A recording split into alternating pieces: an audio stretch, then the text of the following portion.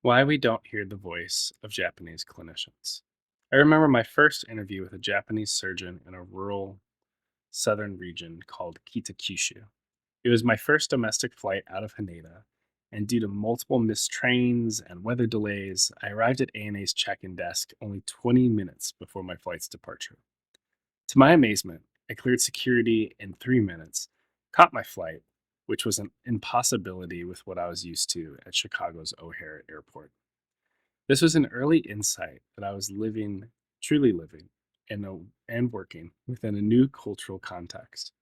On the surface, things in Japan tend to work. It is a country that honors collective achievement, efficient processes, and honestly, perfection. But under the surface, no culture is perfect. And contextualization across the gap has become the heart of what I do as a global medtech entrepreneur. As I sat at the table with a colorectal surgeon presenting my rehearsed set of slides, I quickly realized that we were off the mark from what the surgeon actually cared about. I was coming from a US R&D engineering context. I knew the ins and outs of how our products were made, intended to work, and their future possibilities. Yet I knew nothing of where they fell short in the hands of a Japanese clinician. My slides came from my perspective of how I thought technology should progress on behalf of them. Yet, over my 8-year career advancing robotic surgical innovation, I had only seen one live surgery. Let that sink in. One surgery with the voice of one surgeon informing 8 years of engineering rationale across a multi billion-dollar platform. How blind, how dangerous, and how exclusive. Well, I quickly departed from the script and progressed towards open ended questions, creating space for this surgeon to share from his unique context. In only 30 minutes, I gleaned more real world understanding of our business's shortcomings than I had seen over my entire career as an engineer. Choices made within a siloed vacuum of US innovators and US clinicians failed to respect the nuance of Japanese surgery. Thus, Japanese clinicians were left marginalized, dissatisfied, and judged concerning their dissatisfaction because they're just too critical. Ultimately, they were left voiceless within our R&D process. The intent of this discussion is to contextualize the extent of these systemic marginalizations and provide an inclusive path forward.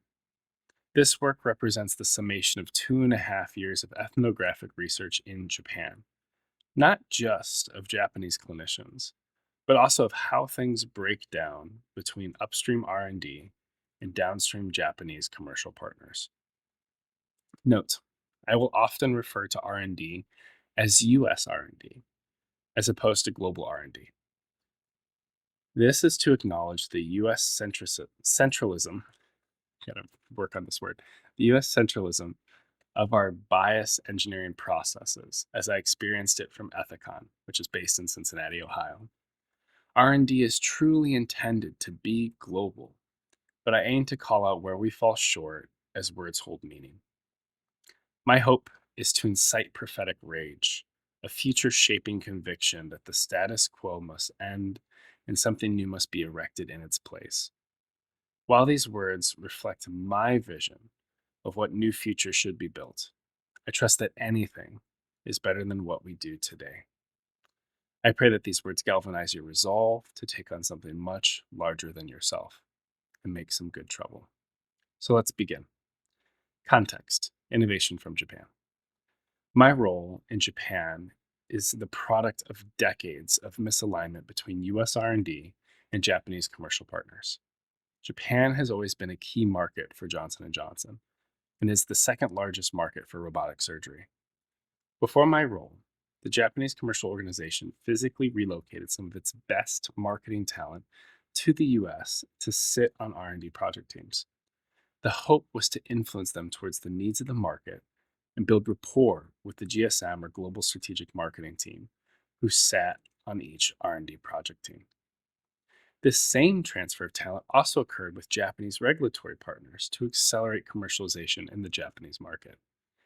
Yet as the needs of the market weren't fully realized, the Japan team advocated for R&D engineers to transfer to Japan on short-term assignments to gain insights on different disease states such as gastric cancer, which is unique within APAC compared to the US. These engineers did clinical immersions and discovered hundreds of clinical unmet needs. Yet they lacked the power and influence within US R&D and business development to prioritize R&D activities on these Japanese focused opportunities. Thus, the insights were archived and the expectations of Japanese KOLs or key opinion leaders were left unsatisfied. These organizational misalignments and marginalizations led to the demand for a new role, the front end innovation lead Japan, or directing front end innovation, which is my job. This individual, which was me, would come from the US R&D, immerse in the Japanese market for 2 to 3 years, and then become a bridge between the needs of Japanese clinicians and global R&D partners. I was tapped on the shoulder for this opportunity, and as I took the job, I was concerned that this strategy would fail, especially if success was tied to me as a singular bridge. So I began challenging the assumptions of the role and transformed the bridge into an innovation ecosystem called Program Pokeball. For those of you who aren't Pokemon nerds, a Pokeball is the mechanism of capture. Unless we wanted to capture the unmet needs of the Japanese market to reimagine global product innovation through intentional inclusion. Well, the vision program Pokeball spread like fire, and it grew to be a cross-functional ecosystem of over 32 cohort members, moving 10 Pokemon-themed projects forward in parallel. However, the momentum was dealt a heavy blow 2 years later by a wave of R&D layoffs, which aggressively constricted the initiative and personally impacted my executive sponsor, and then a year later, myself. This program, Pokeball, went underground for a season and placed all its emphasis on developing a digital ethnographic platform called, well, I can't tell you. More to come on this later, or not. We'll see. Case study, marginalization of Japanese clinicians. My organizational adaptability was put to the test as I attempted to discover the breakdown between US R&D and Japanese commercial.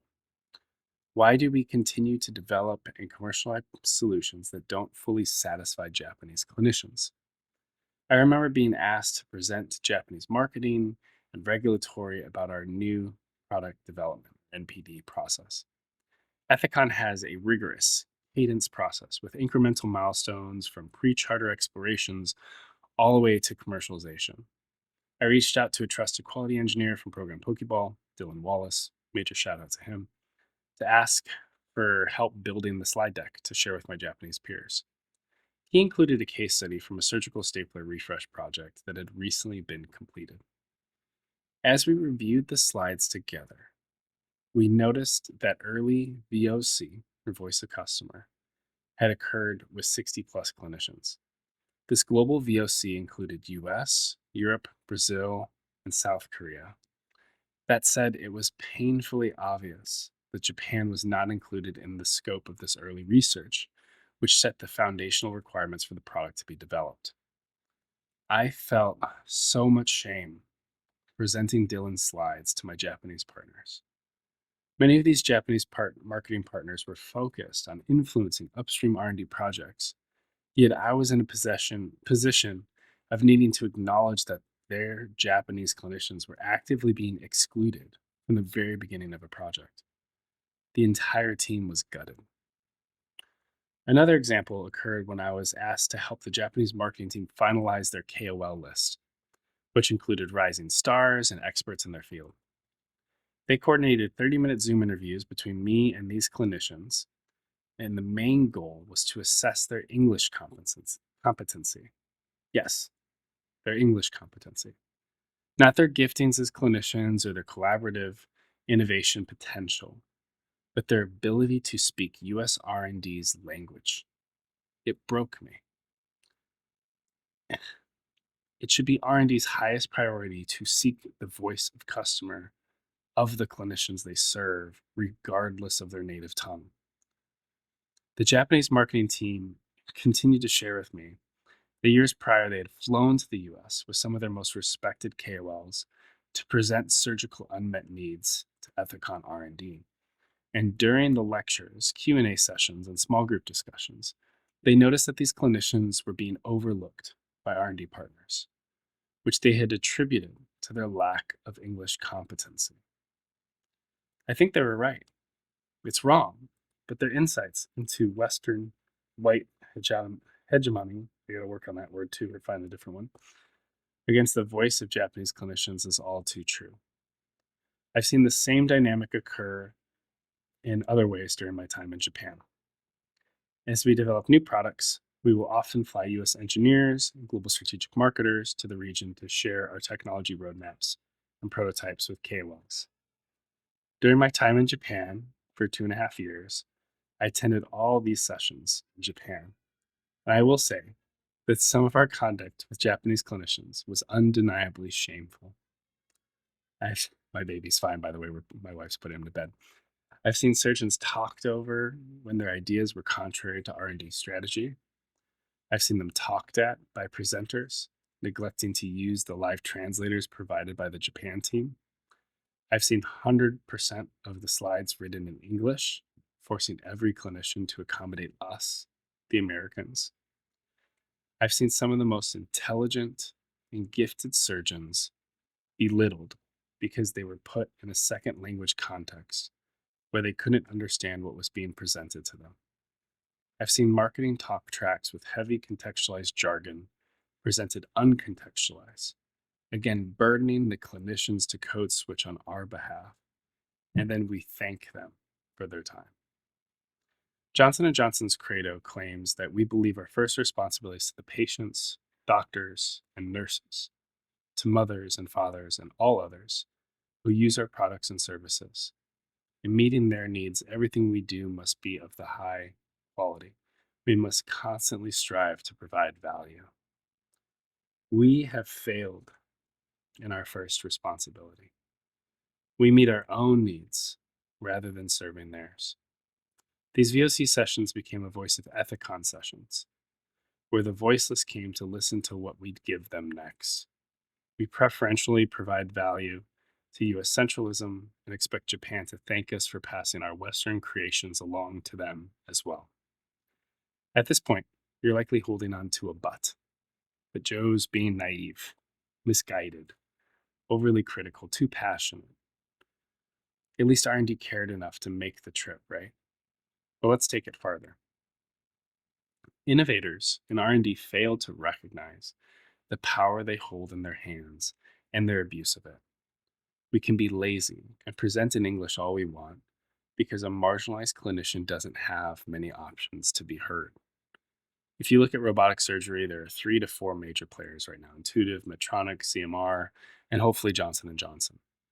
Developing a new medical device takes 3 to 5 years. A robotic surgical platform takes longer. And surgeons spread their bets across multiple companies because it's too big of a risk to only bet on one with their feedback. Thus, a surgeon will endure our disrespect during a VOC session in the hope that his needs or her needs may be heard and prioritized. Then, when R&D fails to be responsive to their unmet needs, is the Japanese commercial team left to sweep up the shattered glass and restore the relationship? An engineering project team may visit Japan twice a year, best case, for voice of customer. But it's the Japanese sales and marketing that walk alongside the clinician year round. I've physically seen US R&D partners sidestep constructive criticism from the market, whether it comes from the surgeon directly or is even amplified by regional marketing who pull in additional anecdotal evidence. A sobering example is hand size accommodations for Japanese female clinicians. I recorded a VR interview with a female surgeon in Osaka who demonstrated all the compromising steps she needed to take in order to safely articulate, grasp, and fire an echelon-powered stapler. During a VOC session laying out our multi-generational powered endocutter roadmap, a male KOL, while impressed with powered articulation, immediately recognized that the closure force was higher than the prior powered stapler. He shared that while he could likely use the device, he had serious concerns that Japanese females would struggle even more with this new technology, as it was worse than its predecessor. His feedback was immediately countered but these were necessary trade offs to enable powered articulation. And you like that, right? Now, I recognize that trade offs exist, but to immediately diminish honest critique instead of reimagining possibilities seems contrary to what brings the most value to patients long term. To make matters worse, reduction in closure force is not in scope on the multi generation plan for stapling, or it wasn't at that time. After the session, I confided in a Japanese marketing partner, asking him how long he's been advocating to US R&D about stapling closure force. He said the last 10 years. And add that to how long it takes to bring closure force into pipeline strategy, latency with global product launches, and Japanese female surgeons are left waiting for 2 decades, a third of their career. If we are to explore intersectionality across the lines of gender as well, there are a whole host of issues to unpack. To support VOC of our robotic surgical offering, Otava, multiple members of GSM, Global Strategic Marketing, flew out to Japan to engage 12 top tier KOLs at a surgical congress. It was near the end of the session when I noticed something troubling. Here's the guest list: US GSM, 2 males. Front end innovation lead, me, male.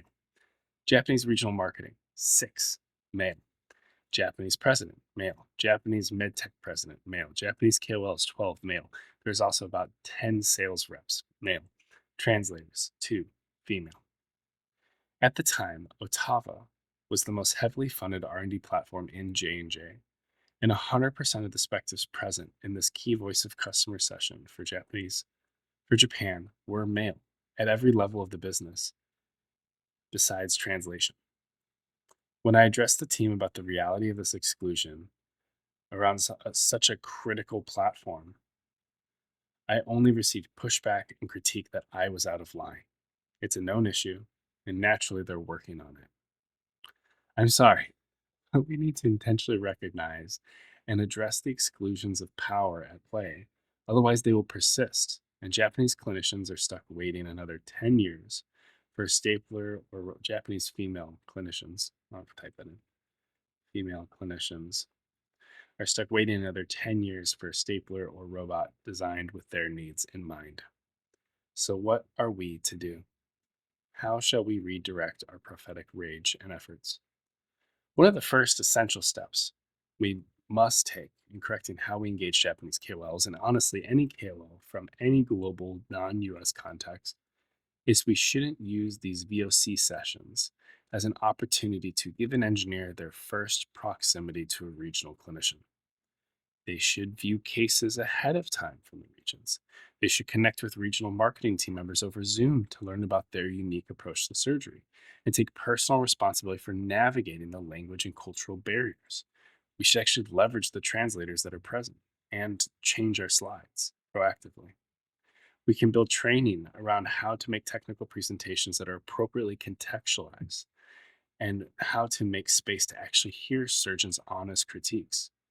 We can set an expectation that US R&D pays to have their slides translated in an appropriate language or make them bilingual at a minimum.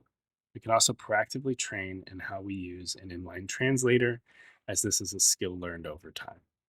It's very difficult between English and Japanese because sentence structures are inverted, requiring shorter, complete expressions to be used. The point is we should be trying something. So, as with any aspect of injustice and inequity, there's no magic bullet. It takes persistence, intentionality, and humbling experiences for us to have a conviction both to care and act differently. We must recognize the power we hold as global R&D and wield it honorably. We must bring excellence in our interactions with regional clinicians, make every effort to see the world through their eyes. Empathetic innovation is the next step towards inclusion, and it begins with the heart. We all have a deep desire to be seen, heard, and known. It's time for the clinicians we serve to experience that reality. Blessings as you thoughtfully listen to the marginalized and make good trouble within your unique sphere of influence. So, anyway, friends, that's all I got. That's good practice for today. And I'll see you on day 115.